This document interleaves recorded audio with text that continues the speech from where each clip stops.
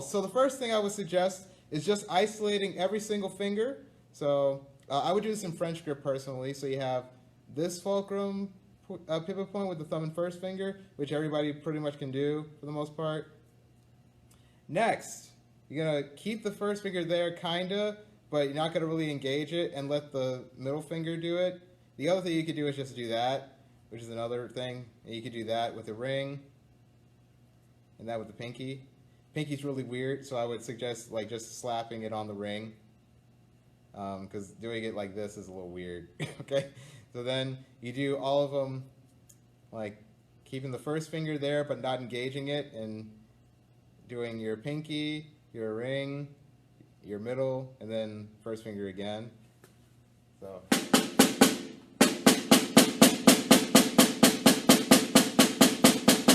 So you can't see that, sorry.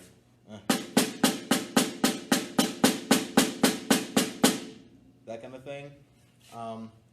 So that at least gets you familiar with the fact that they are there. Okay? All right, so I would start off first of all, the other thing I suggest is to do a free bouncing stroke with every single fulcrum. So one with the first finger and thumb. Cool. Okay, then removing the first finger and replacing it with the middle finger. So you have that going on, if you can see that. So instead of this, then you do this. And I explain how to figure this out in my book, which is why you should buy it. Okay. It's not the same thing.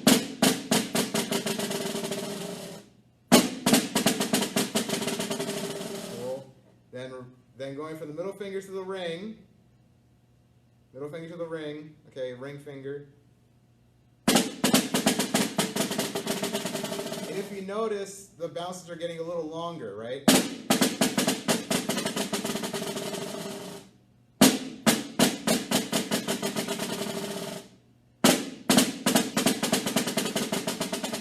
There you go.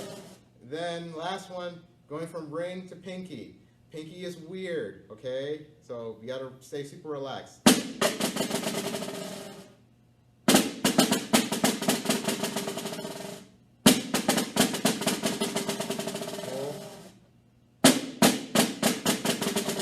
Okay. Then you do the same thing, and this is why it's really important. If you're gonna do this, I explain the steps in the book. But essentially what you're going to do next is do the same thing but keep all your fingers on the stick.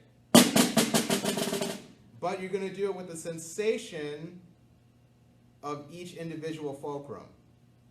Okay? So the first bounce you do is first here. So your throw is going to be there.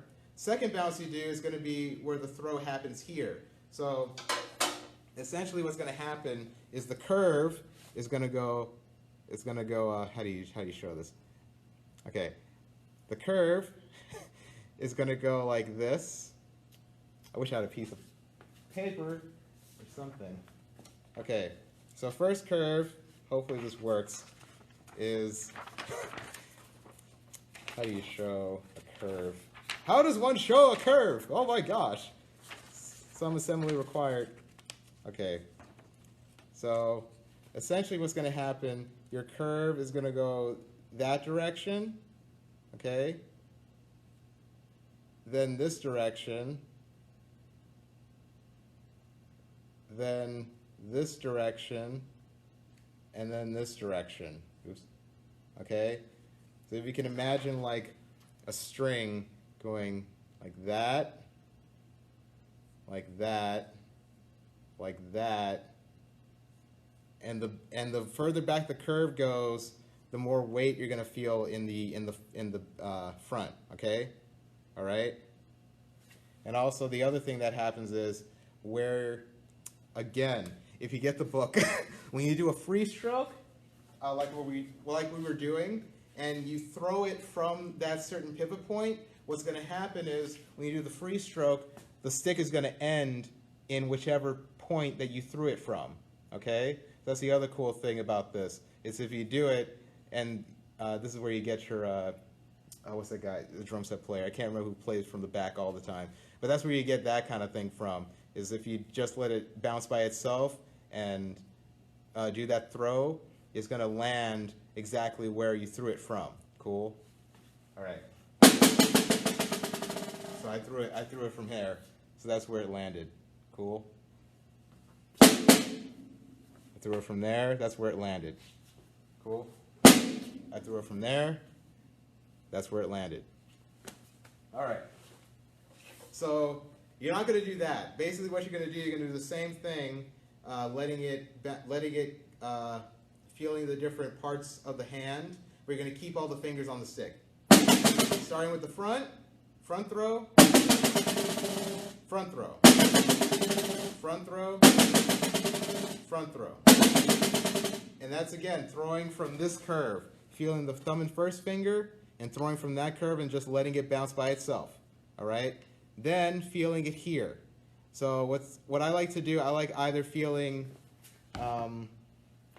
like this part of my fingers throwing it, so you have that not so much of a push, but just a feeling of where like pretending my first finger, or pretending my middle finger is my first finger. That might be a good other way to think about it. Pretending that whatever finger you're using is the new first finger. Okay, so pretending the middle finger is the new first finger,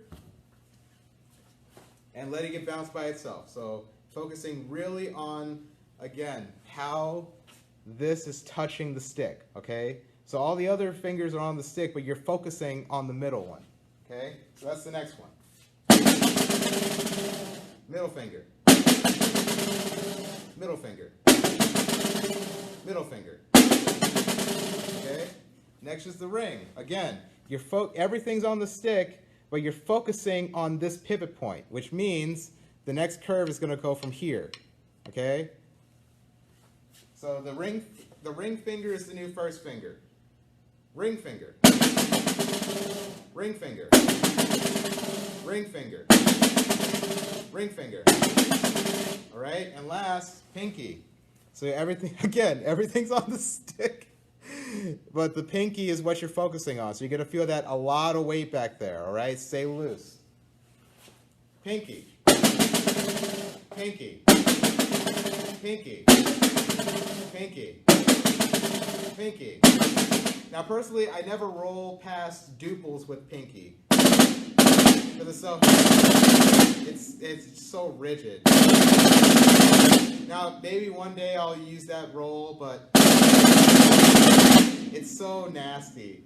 You know, I'm really honestly I'm not happy with the ring finger either. Now if I'm doing, okay, I'll get off, that's another tangent for another day. All right, so then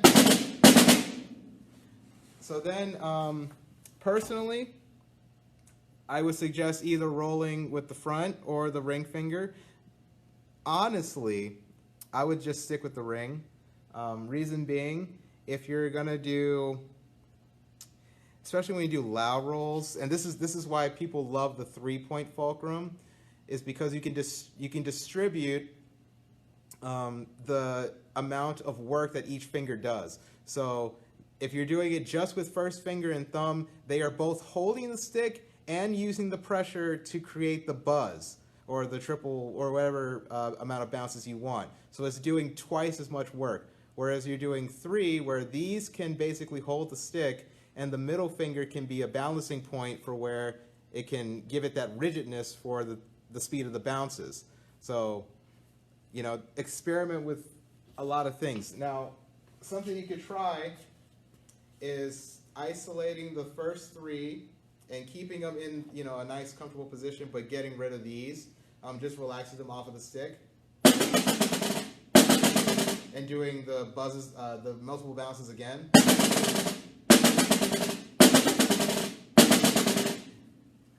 Now, if you're going to increase, what increases the speed of the bounces is the pressure that's given either to the finger or to the thumb.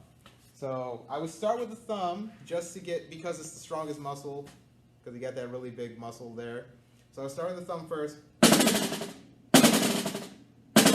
And that's usually what happens when you have the first finger and thumb. The first finger is kind of, you know, subservient to the thumb.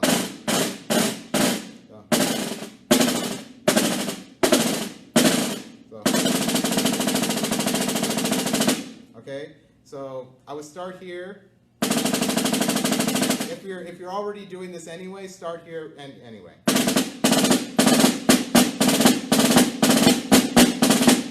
It's so hard for me to do that because I'm so used to doing middle finger.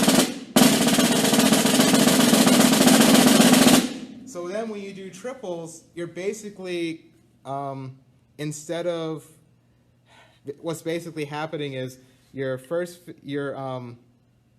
6th rigid part is the top of the index finger, okay? So that's where it's getting that rigidness from. And then for me personally, the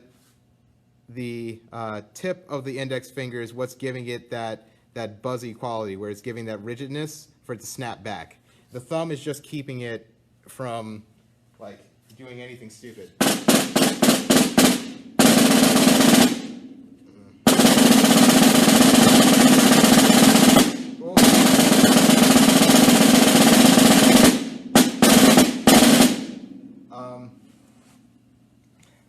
It's a lot of work for me personally because all of it's in the front, which means you have this pressure with these 2 fingers already, with these not really doing much, and a lot of effort from this part of the muscle, okay, for me personally.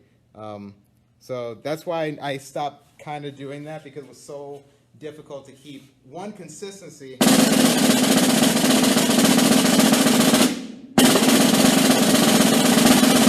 and also dynamic. Like I have to do that to get the same thing and get there. So what happens if you want to start incorporating the middle finger with this, what's essentially going to happen is you're going to treat the middle finger as the new tip of the first finger, okay? So instead of the snap coming from the first finger, the snap is now going to come from the middle finger. So you can relax that. What ends up happening is that, like, you can keep the same, oh, thanks. You can keep the same grip that you have. Like, you don't have to change this grip at all. It's just reassigning the work. So instead of the snap happening from there, you're just relaxing that, and this is your new snap. Cool. You can keep the same grip. You don't. That's why you do the first step with all the different throws, because you have the same exact grip. You're just changing the sensation. So that's why you do it with the same. That's why we did all of that before. Okay. And then it's super in depth in the actual book, Spatial Studies. Okay. So that's what I talk about. Although I don't talk about rolls in that one. That's a different, because of all these crazy things. It has to be in a different book, or else that book will be way too big. Okay, so that'll be in book 2, but you're getting a sneak preview now. So yeah, so you just keep the same grip. You're just reassigning, instead of the snap and the pressure coming from the tip of the index finger, it's now coming from here, which means you can also reassign where the rigid part is, which is really cool with this grip, because you can assign it on top. You can assign it to the side of the index finger, because it's free to do that now. So what ends up happening with a lot of 3-point fulcrum people is that they go from here to relaxing the tip. Cool. So it's not, this isn't bad or anything. It's just because the tip doesn't have to do anything, that just releases some of the pressure, which means you can, again, instead of when it was up here, when it was like this, the rigidness was coming from the top, right? So it was coming from that part. Now as you can relax this, and that this is the new snap, it can be on the side right there, if you can see it. It could be here and here. So it can be distributed between those two. Cool. So instead of it being further up, now it's a little bit down, which is why you see some people with a little open space there. Because it doesn't have to be up here. It could be down here, because you just relax it a little bit. Cool? So you don't have to do this. This is just based on what you're comfortable with. If you're comfortable here and everything works here, great. But no buts. It's fine. It's fine. I'm just talking about my body. Right here, it feels like this can relax because now this one's working, which is what you'll find naturally if you go back to our other exercise. When you go from the front to the middle, it naturally does that. When you go from the middle to the ring, it naturally does that. When you go from the ring to the pinky, it goes all the way down there. Cool? So that's why it does that for me. All right, where's my other stick? Okay. So, going back to the rigidness. All right, so depending on the pressure of whatever the snap one is, or whatever the stick's being balanced on, so this one's going to be the first finger's tip. The more pressure there is, the faster the buzzes or doubles are going to be.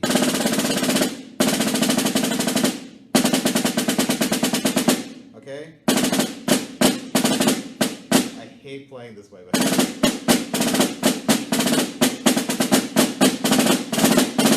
Okay? Then, also depending on the pressure and more follow-through will give you more buzzes. So if you only have a little bit of follow-through, you have doubles, more follow-through, triple, more follow-through. So what I mean by follow-through, you have playing position, so you have the actual stroke going into playing position, and then you go past playing position, that's your follow-through. Again, that's in the book. Okay, so you got the stroke, going into playing position that hits the head, and then following through. So the more follow-through you get, the more bounces. So you have like doubles, triples, quadruplets, fives, and you can get, eventually what happens is it hits the drum and it's doing that. So that's where you get your free stroke from. Okay?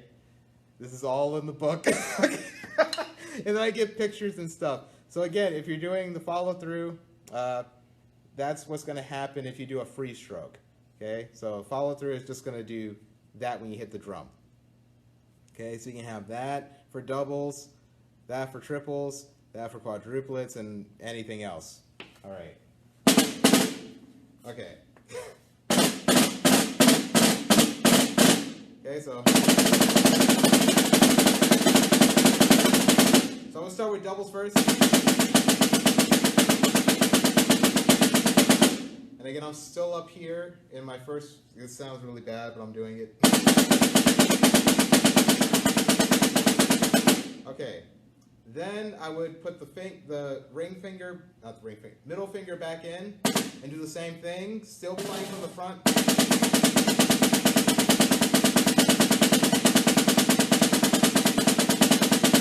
Okay? Then, again, the middle finger is the new index. So now throwing from the middle finger. That's automatically going to open up your doubles. Which means you have to play a little higher. Okay?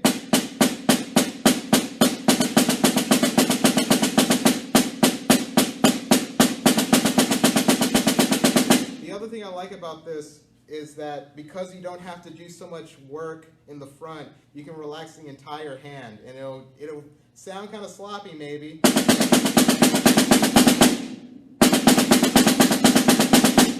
But I'd rather have that than have that pressure. Cool? So again, you're going to have the same thing, but just do a little bit more follow through. Cool? The other thing you can do, if that's too quick of a transition to do that, first thing you can do is to just do the follow through with thinking about the middle finger and just having them do that again.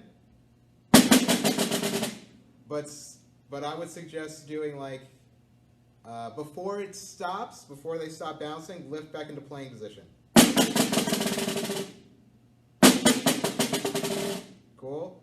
Then basically what you're going to do, you're going to have them count. like count 5 and then lift back into playing position. You see where I'm going with this?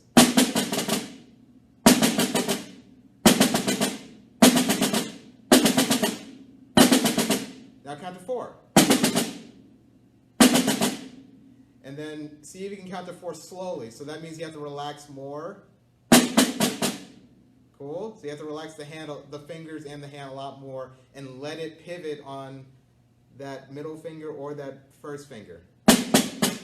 Cool. Cool. And again, I would suggest doing first finger to do that and then middle finger. That's first finger, first finger, first finger, middle finger. Which means the throw has to change. First finger, middle finger, first finger, middle finger. Okay, faster, which means the pressure has to be a little bit more. Middle finger, first finger, middle finger, first finger, middle finger, middle finger, first finger. Cool. Faster still, which means the pressure has to be more.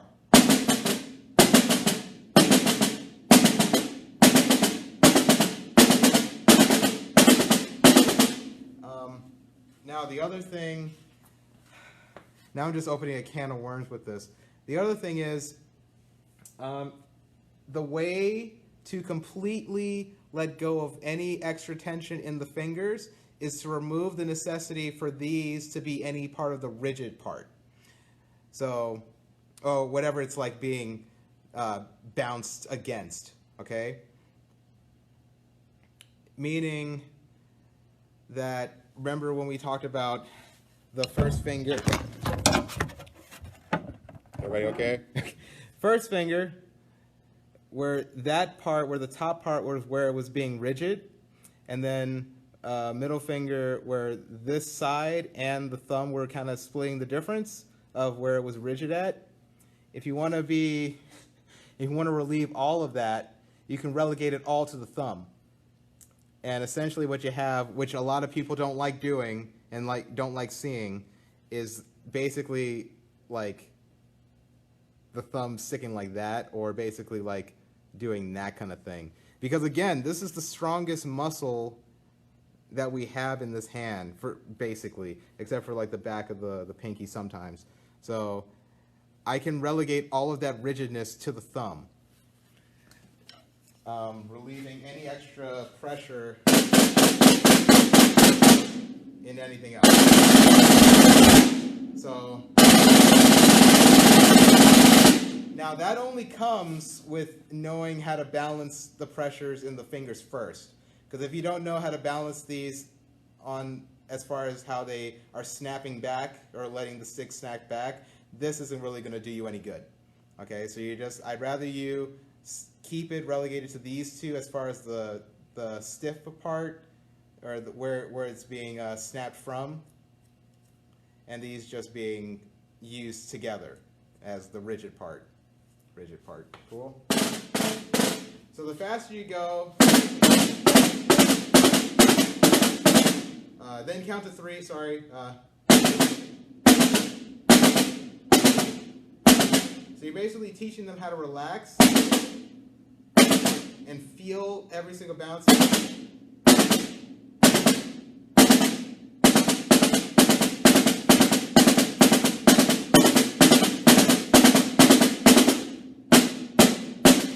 And the other thing is practicing just the down and then the follow through.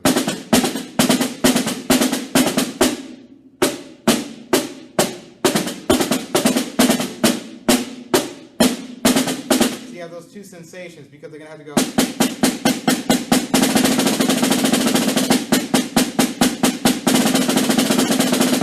Cool. The thing about rolls, there's so many different variations. So I would start, again, with the way we did it, starting with all sensations, keeping everything on the stick still. And and then figuring out the regular bounces with between the first finger being the pivot point.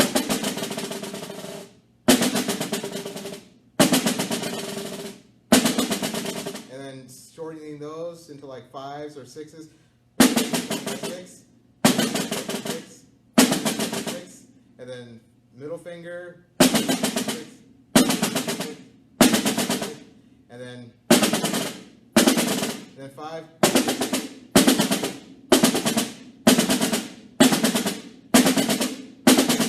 then 4, 3, or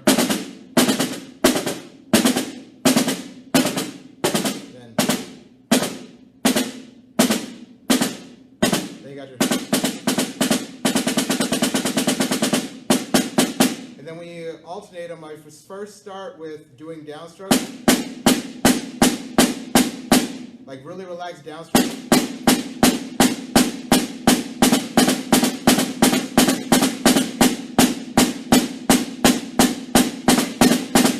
I would start there because the pressure for doing these downstrokes at this speed is exactly close to, or it's the closest to.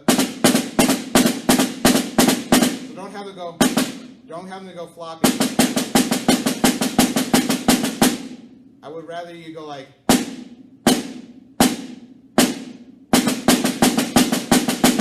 Something like that instead of. That's such a big pressure change. So I wonder if I could do like. Let's see. Or. Oh, so if you do that, if you do full.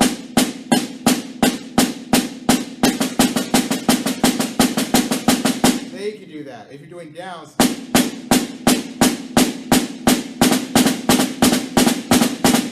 I would do that.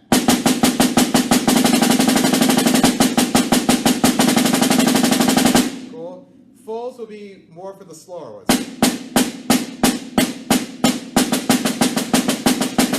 That pressure is exactly close to. Cool.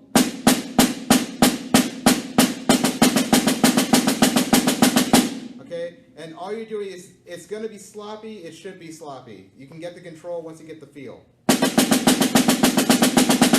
Then you have to worry about the arms being incorporated. And when you start incorporating arms, you don't change the pressure at all, because the pressure is going to stay the same. Basically what happens is, like we were saying, like your first finger, or your middle finger is your new ring. Your middle finger is your new index finger. Basically, your forearm is your new wrist. So you just relegate all the action that would be in the wrist and the forearm without gripping it crazy. Like you're still keeping it, because when you do the forearm, my wrist is still moving, right? I mean, it's not doing this, but it's still moving. You know, it's not like that. It has some give. Cool? So when you relegate it to the forearm, it's still.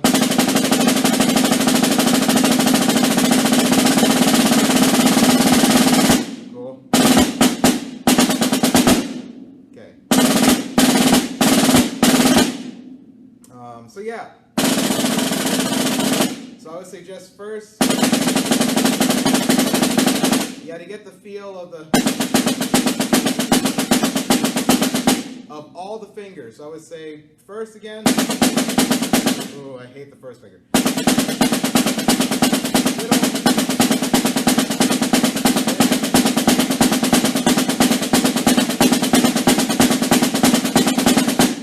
And making sure the wrist turn is the same.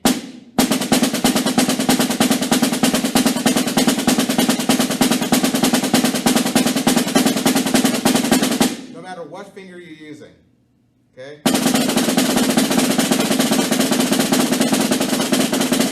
That's the pinky.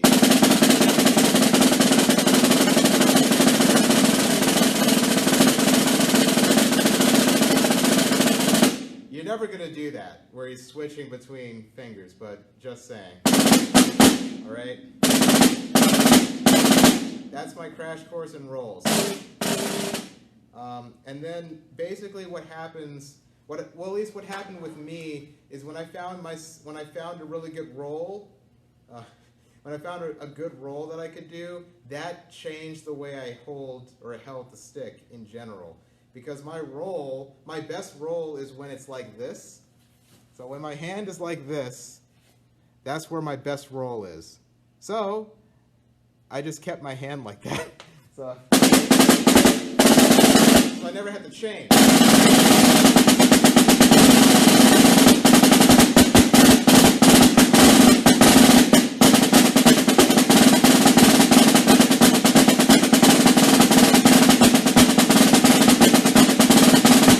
Cool.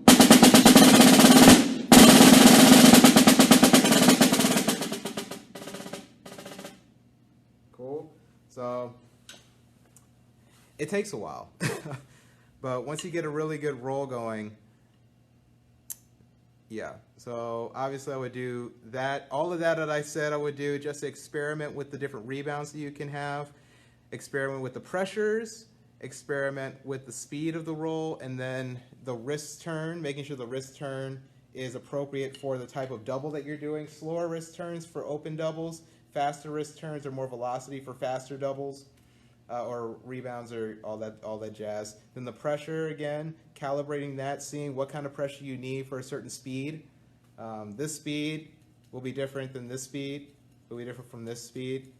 Okay? Yeah. So just do all of that and you'll be fine. All right. Anybody got questions? That's a lot. I mean, then you get into soft rolls, which is just the same thing, except you're just letting it rebound on the pivot. So you're just learning how to place it, either with that or with a little press, and then I'll let go.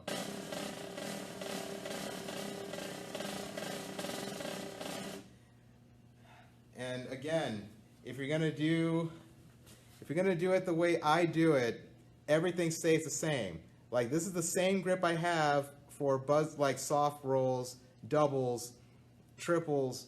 You know, I do this for everything. So, because this is what I jive with as far as controlling my rebounds. Okay. So the only other thing is just learning how to place it on the drum. If you want to do a really slow thing, then you have to place it slowly. The pivot stays the same. The where it's being held stays the same. It's just the approach and the pressure. Now, if I want it to be faster, but with the same approach, then the pressure is going to change. But the actual approach is going to stay the same as well. Now, if I want it to be even more intense, that means this approach has to be faster. Cool. Or.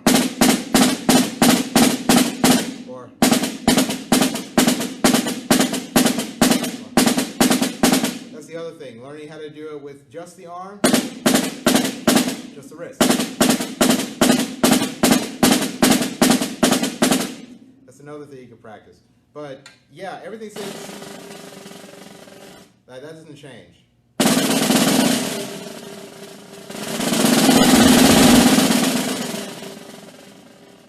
The only thing that changes is the approach, the motion, and the pressure. The grip itself does not change. I don't like seeing people do this when they have to go single. You know?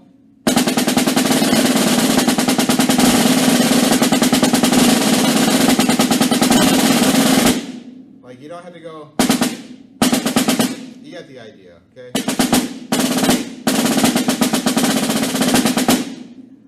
Then you learn how to cushion. Yeah. Then you learn the different the different approaches. You have the more heavy one. Then you have with more up, so you do more upstrokes. Just a lighter approach. Great for capriccio.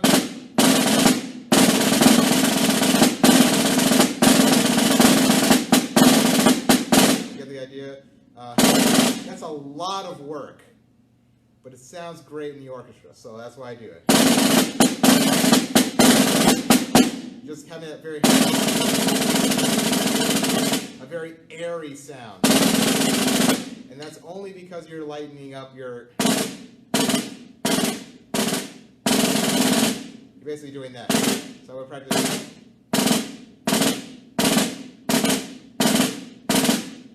Like that. And then maintaining that.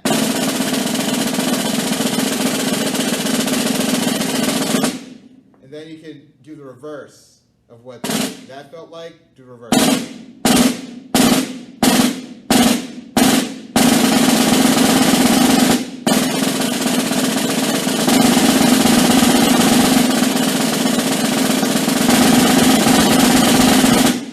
So that's the extremes. Woo, it's tired.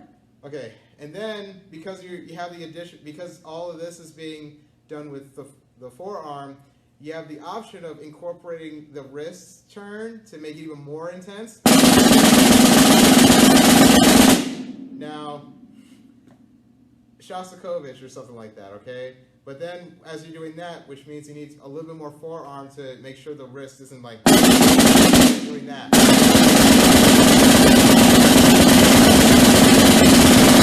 Cool? That's why you see people out here, because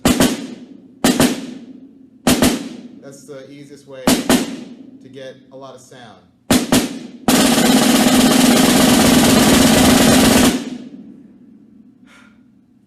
Okay. I think I'm done.